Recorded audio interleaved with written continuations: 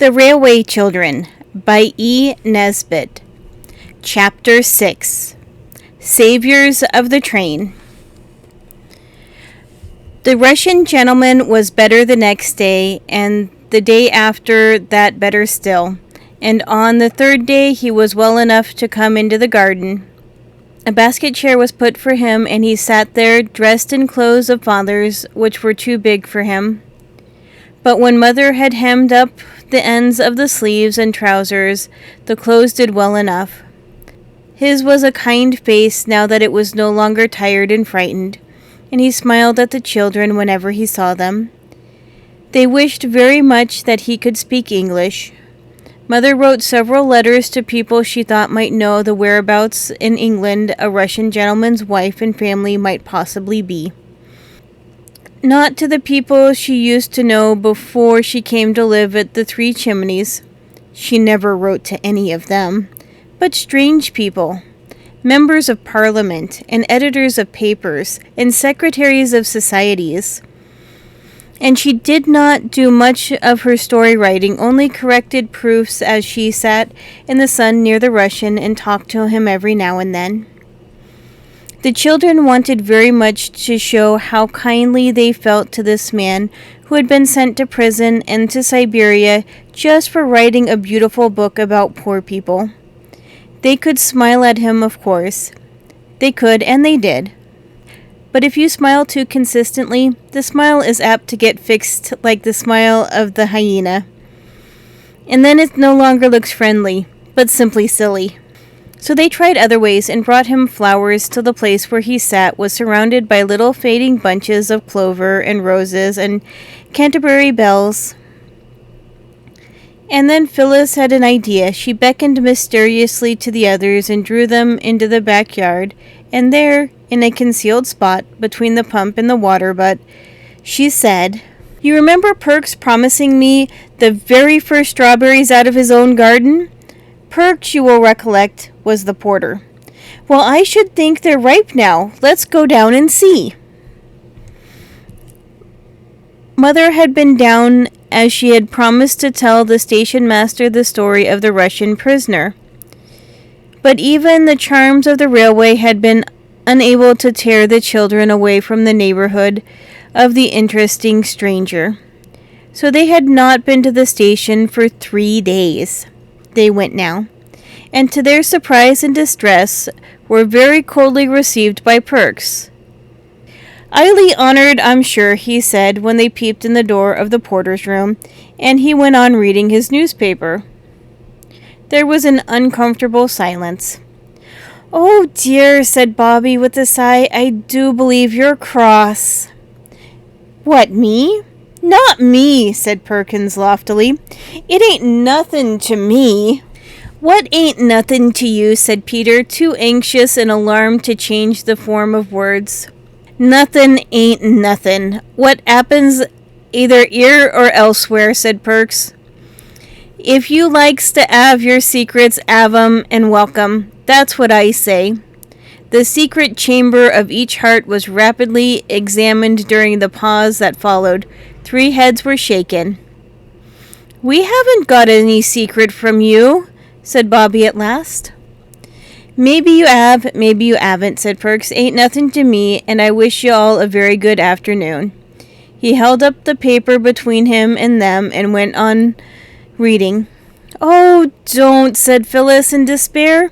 "This is truly dreadful. Whatever it is, do tell us." "We didn't mean to do it, whatever it was." No answer. The paper was refolded and Perks began on another column. "Look here," said Peter suddenly. "It's not fair. Even people who do crimes aren't punished without being told what it's for, as they once were in Russia." "I don't know nothin' about Russia."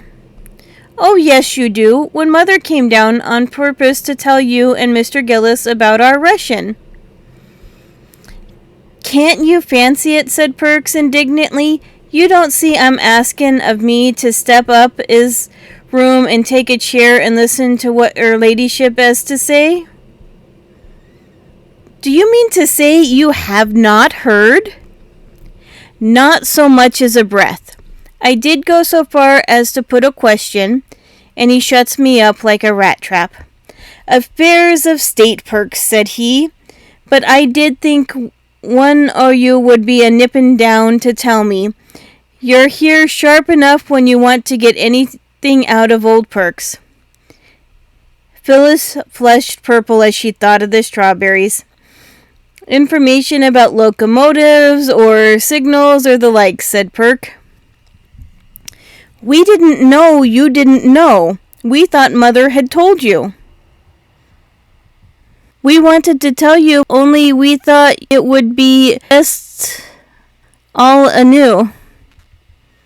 The three spoke all at once. Perk said it was all very well, and he still held up the paper. Then Phyllis suddenly snatched it away and threw her arms around his neck. Oh, let's kiss and be friends, she said. We'll say sorry first, if you like, but we didn't really know you didn't know.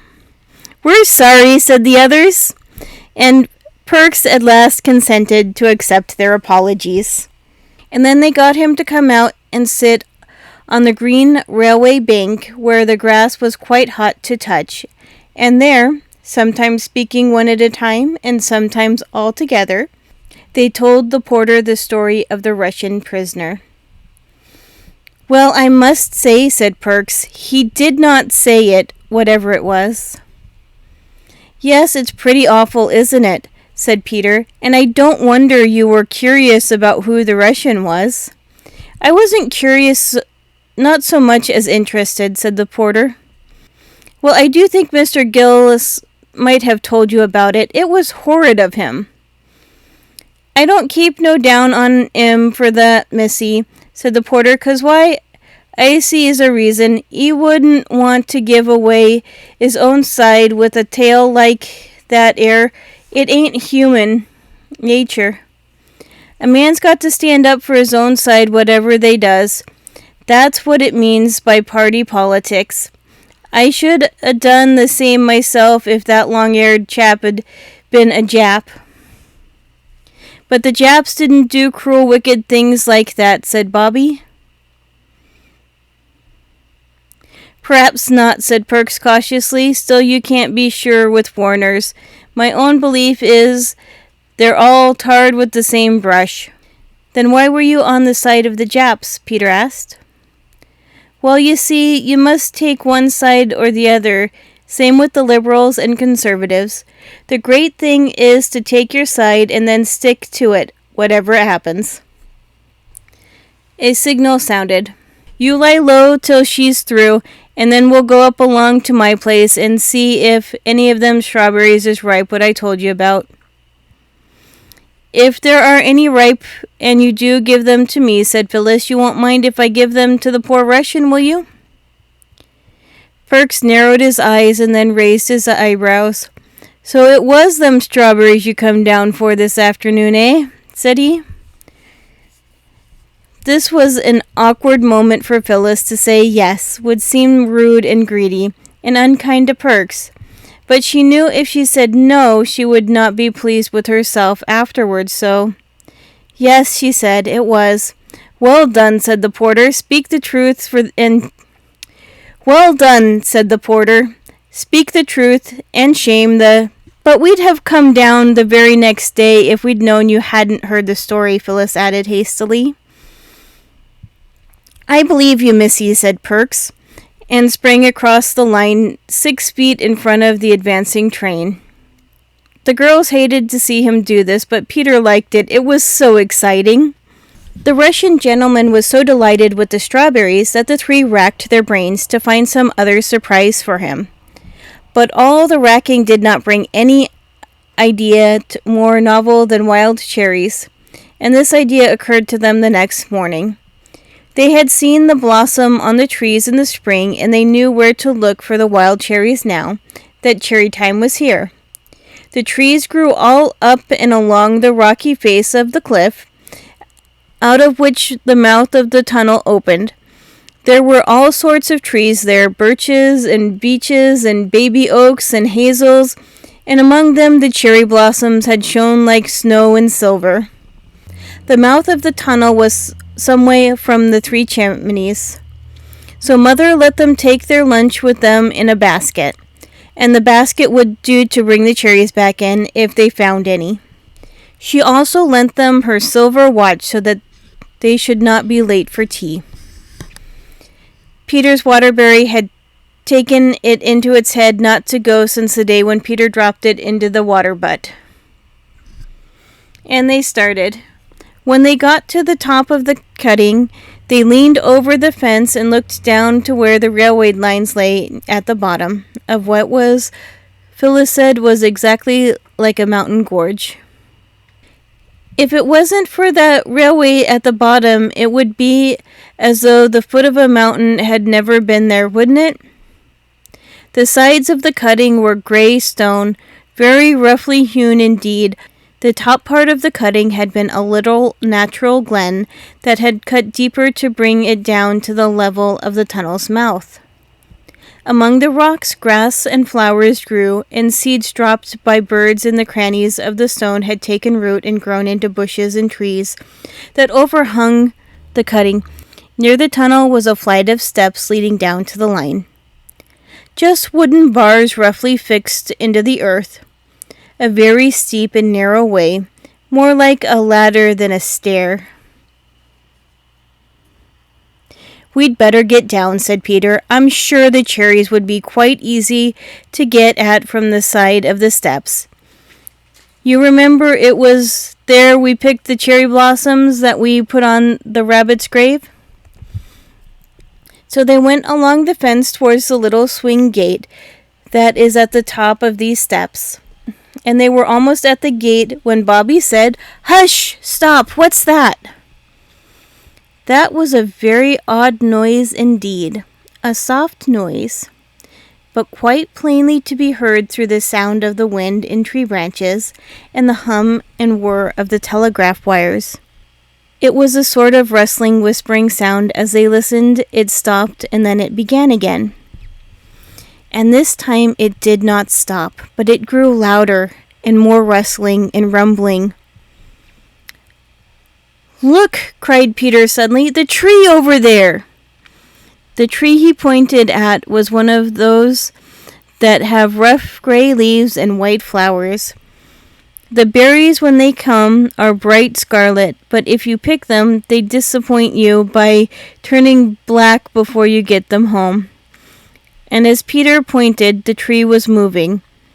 Not just the way trees ought to move when the wind blows through them, but all in one piece as though it were a live creature and walking down the side of the cutting. "It's moving!" cried Bobby. "Oh, look! And there are others! It's like the woods in Macbeth." "It's magic," said Phyllis breathlessly. "I always knew this railway was enchanted."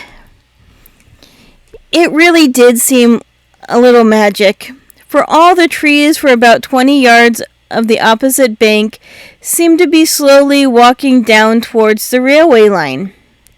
The tree with the gray leaves bringing up the rear like some old shepherd driving a flock of green sheep. "What is it? Oh, what is it?" said Phyllis. "It's much too magic for me. I don't like it. Let's go home." But Bobby and Peter clung fast to the rail and watched breathlessly, and Phyllis made no movement towards going home by herself. The trees moved on and on. Some stones and loose earth fell down and rattled on the railway metals far below. "It's all coming down," Peter tried to say, but he found there was hardly any voice to say it with.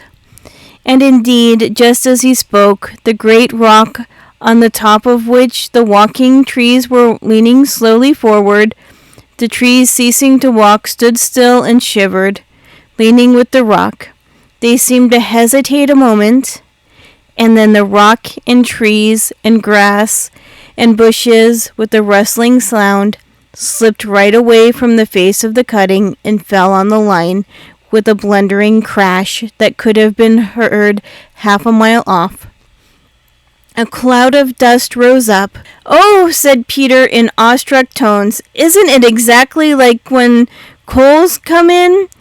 If there wasn't any roof to the cellar and you would see down?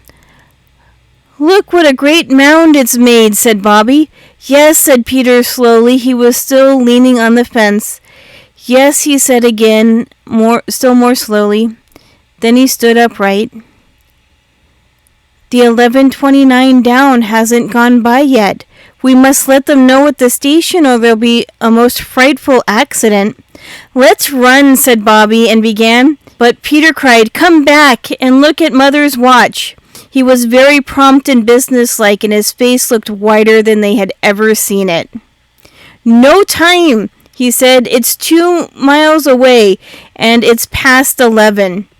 Couldn't we, suggested Phyllis breathlessly, couldn't we climb up a telegraph post and do something to the wires?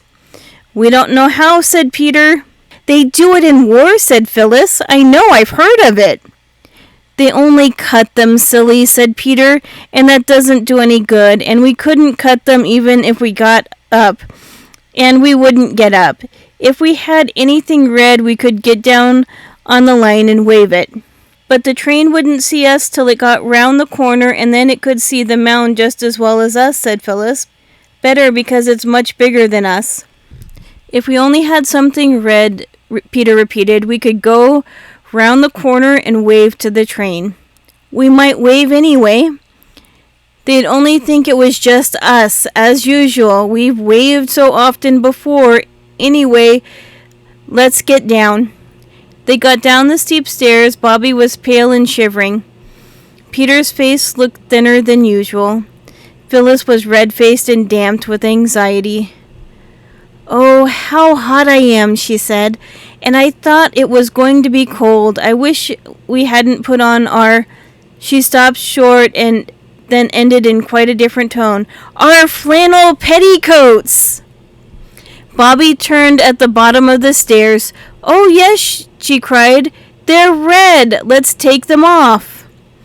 They did, and with the petticoats rolled up under their arms, ran along the railway, skirting the newly fallen mound of stones and rocks and earth and bent, crushed, twisted trees. They ran at their best pace. Peter led, but the girls were not far behind. They reached the corner that hid the mound from the straight line of the railway and ran half a mile without curve or corner. Now, said Peter, taking hold of the largest flannel petticoat. You're not, Phyllis faltered. You're not going to tear them. Shut up, said Peter with a brief sternness. Oh, yes, said Bobby. Tear them into little bits if you like. Don't you see, Phyllis? If we can't stop the train, there'll be a real live accident with people killed. Oh, horrible. Here, Peter, you'll never tear it through the band. She took the red flannel petticoat from him and tore it off an inch from the band. Then she tore the other in the same way. There, said Peter, tearing in his turn. He divided each petticoat into 3 pieces. Now we've got 6 flags. He looked at the watch again, and we've got 7 minutes. We must have flagstaffs. The knives given to boys are for some odd reason seldom the kind of steel that keeps sharp. The young saplings had to be broken off. 2 came up by the roots. The leaves were stripped from them. We must cut holes in the flags and run the sticks through the holes, said Peter, and the holes were cut. The knife was sharp enough to cut flannel with. 2 of the flags were set up in heaps of loose stones between the sleepers of the downline. Then Phyllis and Roberta took each a flag and stood ready to wave it as soon as the train came in sight. I shall have the other 2 myself, said Peter, because it was my idea of waving something red. There are petticoats, though, Phyllis was beginning, but Bobby interrupted. Oh, what does it matter who waves what if we can only save the train? Perhaps Peter had rightly calculated the number of minutes it would take the 11:29 to get from the station to place where they were, or perhaps the train was late. Anyway, it seemed a very long time that they had waited. Phyllis grew impatient. I expect the watch is wrong and that the train's gone by, she said. Peter relaxed the heroic attitude he had chosen to show off his 2 flags. and Bobby began to feel sick with suspense. It seemed to her that they had been standing there for hours and hours, holding those silly little red flannel flags that no one would ever notice. The train wouldn't care. It would go rushing by them and tear round the corner and go crashing into that awful mound, and everyone would be killed. Her hands grew very cold and trembled so that she could hardly hold the flag. And then came the distant rumble and hum of the metals, and a puff of white steam showed far away along the stretch of line. "Stand firm," said Peter, "and wave like mad. When it gets to that big furze bush, step back, but go on waving. Don't stand on the line, Bobby." The train came rattling along very, very fast. "They don't see us. They won't see us. It's all no good," cried Bobby. The two little flags on the line swayed in the nearing train, shook and loosened the heaps of loose stones that held them up. One of them slowly leaned over and fell on the line. Bobby jumped forward and caught it up and waved it.